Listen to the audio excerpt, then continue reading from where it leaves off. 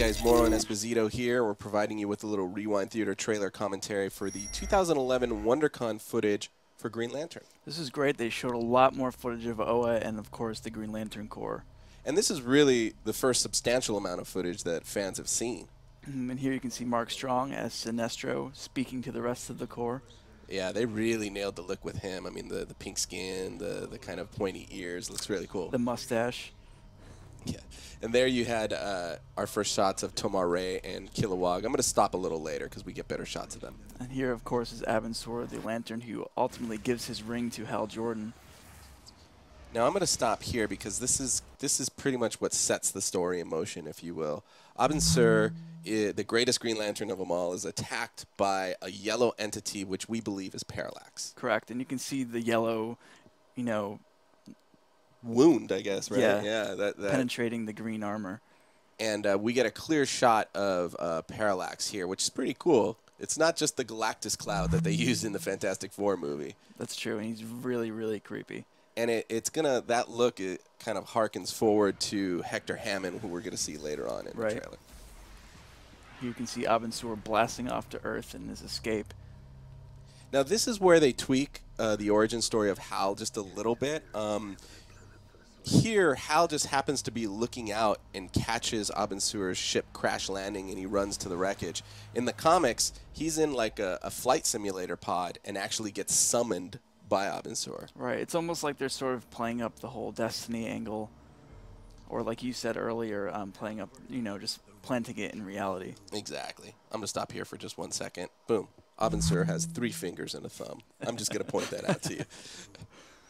So what we definitely learned from this footage is that this is probably the most sci-fi superhero movie we've seen today. Yeah, definitely. And here you can see Hal Jordan incorrectly reciting the Green Lantern Oath. Yeah. This has this kind of sense of humor that Ryan Reynolds is lending to the character has fans up in arms a little bit, because that's not the Hal that they're used to. But we're just going to have to see how it plays out in the film. Now, I'm going to stop here, too, because this is kind of a cool effect. It's very cool. You can see his eyes sort of changing color, and that sort of suggests that the rings and the green light are more impactful of the characters themselves. Yeah, it really kind of almost possesses the characters. Right. We see all the Green Lantern Corps with green eyes. We're also going to see, scrolling forward in the footage, Hector Hammond, who gets possessed by Parallax with yellow eyes. So that theme is going to come into play a lot here. See Hal Jordan being summoned to Oa without his costume on. And here he is with the costume. And this is the most that we've seen of Oa thus far. You get to really see the entire city, which we'll get to. But here's Tomar-Re.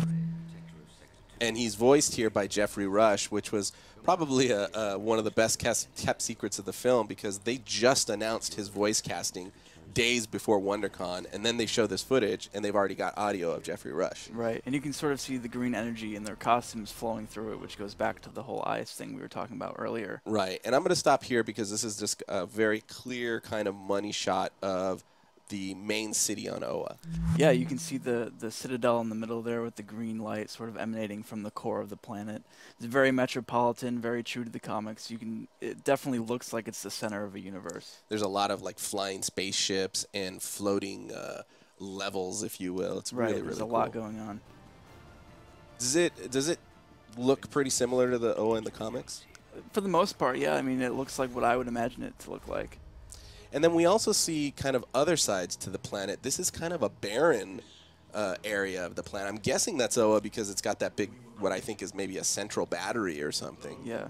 I'm going to scroll back here real quick because this is the first of many shots in this segment that introduces us to this kind of wider Green Lantern Corps. Right. You can see Kilowog second in from the right there. Exactly, and we're guessing also that second in, that was second in from the left of your screen is Kilowog. Yeah, second in from the right, we're guessing is Salik.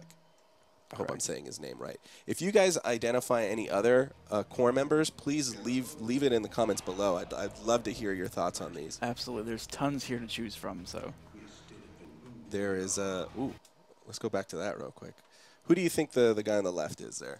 That rocky-looking guy, I believe, is Brick, who you can currently see in the pages of Green Lantern. Yeah, and I'm guessing that that jellyfish-looking guy is Apros, I think. But again, let us know. Mark Strong looks great, also with the green eyes there. He's very commanding. Yeah. Here you see all the green light flowing into the universe. So I'm going to stop here on our first shot of the human villain of the film, and that, again, is Hector Hammond, played by Peter Sarsgaard. But more importantly is the character over his shoulder there. That's interesting. That's Amanda Waller, who is sort of like the DC Universe's version of Nick Fury, in that she's present in all the storylines going on in DC. She's that person behind the scenes. So it'll be interesting to see how Green Lantern utilizes that character. Yeah, and she's played by Angela Bassett in the film. So there we see Hector being possessed by the parallax entity. His eyes turn yellow. His head also becomes very bulbous and deformed, but it's because he has these kind of mental mind control powers. And there's the money shot. Yeah, let's go back to that real quick. And this is Hal's first kind of use of the ring to create a construct. A huge freaking gun. Which makes sense because he's a military guy, right? And you can see that he's on Oa. He doesn't have his mask on, so we think this is part of some sort of training exercise, probably with Kilowog, earlier on in his Green Lantern stint. And I'm going to stop here as well because this is yet another kind of clear shot of Parallax. And we're guessing that this person that he has kind of held up there that he's shooting yellow energy into might be Hector Hammond. Kind of look at the head, and it looks, again, deformed and bulbous, kind of like Parallax's, actually. Yeah. So we think that might be him. And it's interesting, if you look to the side of Parallax's main face, you can see sort of these creatures in there, and even human hands sort of trying to get out. Yeah, we're thinking that perhaps these are kind of poor souls that Parallax has captured in his past. It's very scary. So again, it looks like a really big film, a lot of effects, a sci-fi spectacle. I can't wait to see it in June. Yeah, it'll be really interesting to see how they bring it all together.